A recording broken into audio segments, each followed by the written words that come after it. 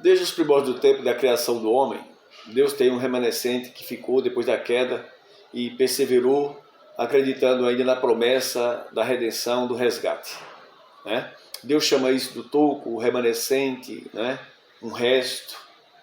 E por muito tempo essa igreja, ou esse remanescente, tem passado por tribulações, por dificuldade, mas não tem largado a confiança no seu Redentor. Só que nós estamos vivendo em tempos muito difíceis, né? Tempos muito perigosos. E essa igreja tem sido, esse remanescente tem sido atacado por um motivo. Lá em Apocalipse 14, versículo 12, diz: aqui está a perseverança dos santos, os que guardam o mandamento de Deus e têm a fé em Jesus. Então ela tem uma característica. E isso incomoda aquele que é o antagonista de Deus, né? Porque em Apocalipse 12, versículo 17, diz que Satanás está irado contra os que guardam o mandamento de Deus e têm a fé de Jesus. Então, para nós, o remanescente de Deus, nunca tivemos dificuldade em entender graça no seu sentido de um Cristo que provê salvação, que foi dada essa graça desde os tempos eternos. Lá em 1 Timóteo 1, versículo 9 fala sobre isso, que a salvação foi dada desde os tempos eternos, programada desde os tempos eternos, e que em Jesus a misericórdia, a perdão, né, a força de superação contra o pecado. A gente não duvida disso, que o sangue expiador de Cristo foi suficiente, nós não duvidamos disso. Mas é preciso também ter fé, confiar na capacidade total disso resolver o problema. Mas nem porque tendo fé e tendo graça, a obediência é descartada, né? Porque nós somos transformados pela fé e por essa graça em uma nova criatura para servir a um Deus que exige respeito, exige obediência às coisas que Ele determina. Então, lá em Apocalipse 12, versículo 12, diz que Satanás foi expulso para essa terra e ele está furioso, igual ao Apocalipse 12, versículo 17, né? Com fúria contra quem? Contra o remanescente de Deus, um povinho teimoso que permanece entendendo graça, fé e obediência como algo indissociável. Então, hoje em dia, nós temos uma infinidade de religiões e pessoas pensantes, inteligentes, né? Muito mais orientadas por Satanás, que não conseguem visualizar no texto a contextualização das coisas, interpretam de forma errada os textos e criam problemas para a própria doutrina. Pedro já vinha advertindo isso, né, sobre as cartas de Paulo, quando ele fala em 1 Pedro 5, versículo... 2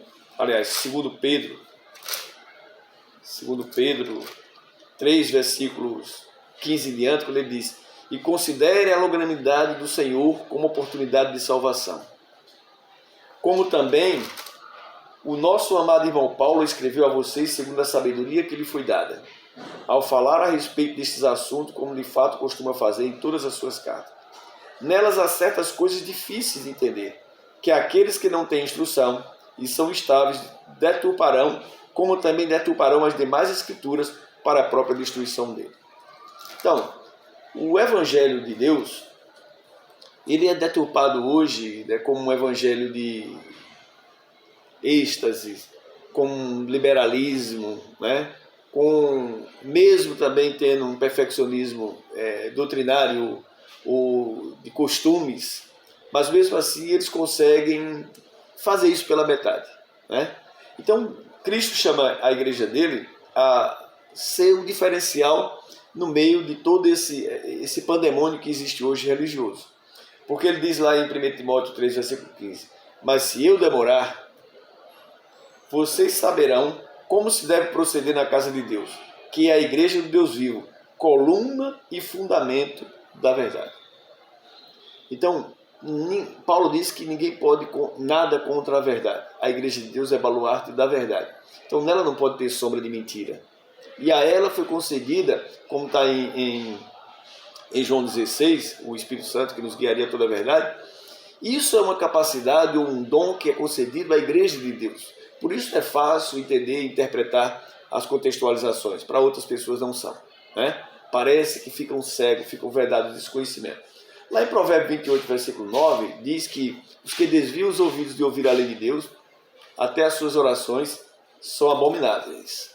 Lá em Isaías 8, versículo 16, diz: sela a lei do coração dos meus discípulos, né?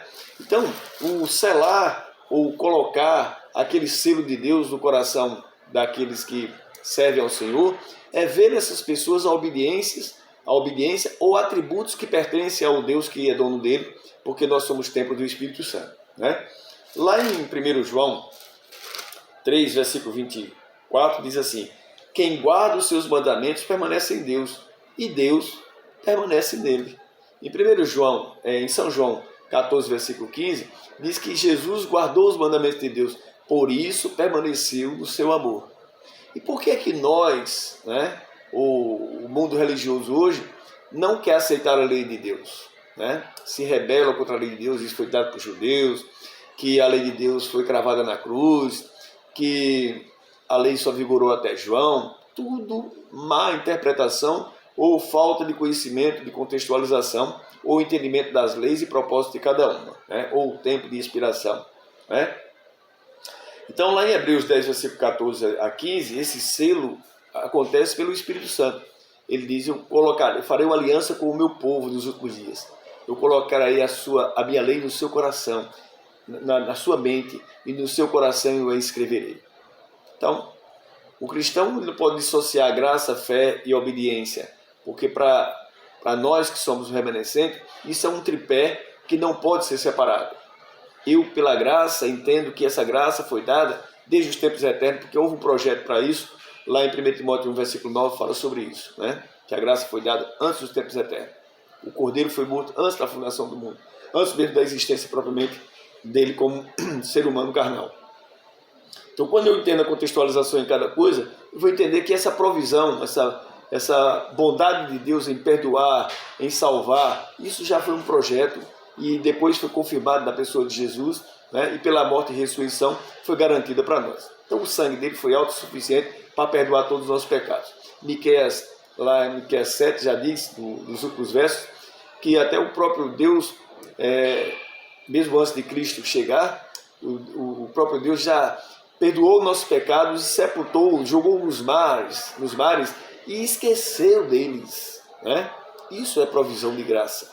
E pela fé nós alcançamos isso quando cremos nesse Salvador, porque isso é uma promessa feita a todos os patriarcas, profetas e servos de Deus, né? E em Abraão, pelo pai da fé, nós entendemos isso, que essa promessa se cumpre no Messias, no Cordeiro verdadeiro que é Jesus. Então aí a gente tem um remanescente que precisa ir para o mundo para mostrar que ele tem uma verdade que é diferenciada, porque ela é coluna e baluarte da verdade, né? Então veja só, lá em 1 Pedro 3, versículo 15, 1 Pedro 3, versículo 15, diz que, 3, versículo 15, pelo contrário, santifiquem em Cristo como Senhor do seu coração, estando sempre preparados para responder a todo aquele que pedir razão da esperança que vocês têm.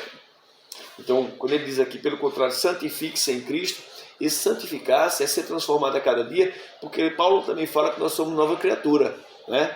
Como nova criatura, nós apresentamos o fruto do Espírito que está lá em Gálatas 5:22, né? Bondade, misericórdia, paciência e outras coisas mais que são implantadas em nós e que nós vamos nesse processo dia a dia, sendo cada vez mais levado por esse Espírito a ser transformado e nos aproximarmos mais desse Cristo, né, que salva, para se tornar um pouco mais semelhante ao propósito que Ele quer. Sem santificação é impossível agradar a Deus, né? A própria Bíblia fala sobre isso. Então ele diz que nós devemos estar preparados para dar uma resposta, né, naquilo que nós cremos. Então, sempre que nós somos atacados, e hoje está em moda isso, atacar o remanescente de Deus, né? Porque tem características que são diferentes das demais religiões, né?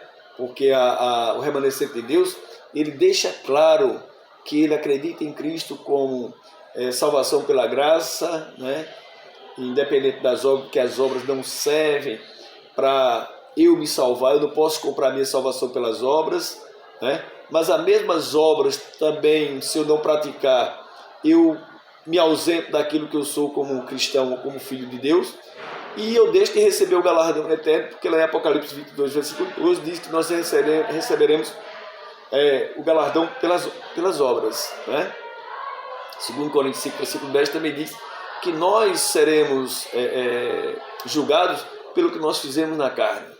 Então, separar-se da carne, como diz Romanos 8, né?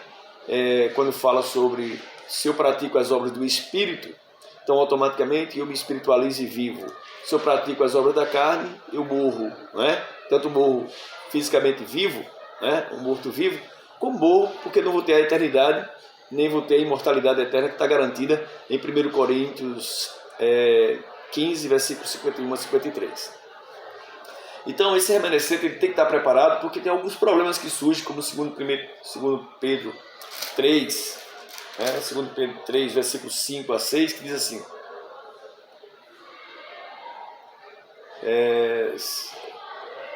segundo Pedro 3, 15 e 16, 15 e 16, que diz assim: e considere a longanimidade do nosso Senhor como oportunidade de salvação.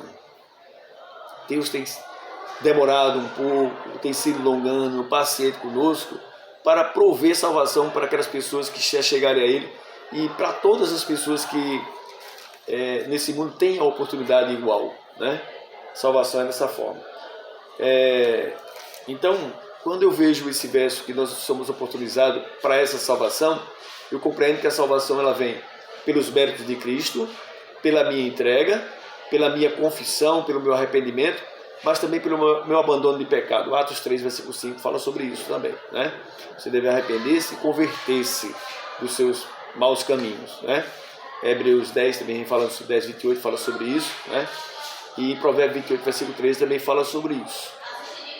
Então não adianta só arrepender-se, tem que se converter, tem que se permitir ser transformado, ser regenerado, né? Por isso que lá em Isaías 1, versículo 18 diz: vinde e conversemos, né? Aí de que o vosso pecado seja vermelho como carmesim, eu tornarei branco como a lã. Mas não é porque ele vai perdoar que nós vamos continuar pecando, nós vamos ficar brincando com a graça e vai chegar um ponto que nós cometemos pecado contra o Espírito Santo, que é o endurecimento, né? De propósito, e aí não tem como haver perdão, porque o próprio Pedro fala sobre isso, quando diz que é como um animal, um porco que volta para o lamaçal, né? Então, Hebreus 10, 28 também fala sobre isso. Quando a gente confessa, abandona e depois volta, não resta mais sacrifício, porque a gente está brincando com a graça, né? Então, existe uma guerra, né, uma problemática, e é todos contra um, ou todos estão reunidos sob a bandeira de Satanás contra o remanescente de Deus. Então, Deus pede em Efésios 6, versículo 11 a 18, né, que nós nos revistamos de uma armadura que só pode ser provida por Ele, né, e que lá estão os atributos que vão nos ajudar a vencer todas as dificuldades que nós vamos enfrentar. Então, fazendo um resumo rápido aqui, no verso 11 e 12, ele diz que é uma guerra espiritual contra Satanás, contra as potestades, contra os príncipes e potestades que habitam em regiões celestiais. Quando ele diz que a armadura é de Deus, né, no verso 13, e é uma única armadura porque é dele, e ele coloca em nós sob medida, ele ajusta sob medida, sobre as nossas competências e habilidades que vamos desenvolvendo nele, o Espírito Santo vai ajustando essa armadura para não ficar como a de Saul, né, em Davi, que não deu certo, né? Então, aqui tem... e essa armadura ela é capaz de suportar os dardos inflamáveis de Satanás, os dardos incendiários, né, que destrói a fé, destrói os bons conceitos, destrói as boas doutrinas, destrói essa igreja que é baluarte da fé, né, que não permite que esse barquinho chamado remanescente na tempestade prossiga, né? Então, para suportar isso aí, ele pede que nós coloquemos essa armadura que é de Deus. E ele diz: fiquem firmes na verdade, né? No verso 14 ele diz: fiquem firmes na verdade. E como é a verdade? A Bíblia diz: conhecereis a verdade e a verdade vos libertará. João 8,32. A Bíblia também fala que o Espírito Santo é a verdade, fala que Deus é a verdade, que Jesus Cristo é o caminho, a verdade e a vida, né? Fala que a igreja dele tem a verdade porque é coluna e baluarte da verdade. E também fala que a lei de Deus, em Salmo 119, 142, a lei de Deus é a própria verdade, porque é o caráter de Deus impresso para nós, né? Ou os atributos de Deus que ele quer que nós cresçamos nisso, né? No que está lá escrito e nós obedeçamos a isso. Lá no verso 16 ele diz: escudo da fé. Coloque esse escudo da fé para evitar os dardos incendiários do diabo. Então, fé, porque nós estamos vivendo num tempo perigoso, nebuloso, né? E nós estamos numa batalha contra coisas que são invisíveis e visíveis. Então, se a nossa esperança estiver fortalecida na fé que está lá em Apocalipse 14, versículo 12, a fé em Jesus, o Apocalipse 12, 17 também fala sobre isso, né? Então, é preciso ter o testemunho de Jesus, é preciso ter a fé de Jesus, é preciso ter a obediência aos mandamentos de Deus, né? Porque isso forma um escudo que protege a nossa alma. Por isso que está a lei de Deus colocada no nosso coração e na nossa mente para nos proteger das ciladas do diabo. Lá no 17 diz: tome a espada, que é a palavra, né? 1 Pedro 3, versículo 15 fala sobre isso. A palavra que sai da boca de Deus, a palavra que é colocada na nossa boca pelo próprio Deus, é como uma espada, né? Espada aqui, 2 gumes. Também lá no 18 diz: ore no Espírito. 2 Timóteo 1, versículo 4, a gente entende, 2 Timóteo 1, versículo 4, ele diz assim, 1, versículo 4, nem se ocupe com fábulas, não, 2 Timóteo. 2 Timóteo 1, versículo 4.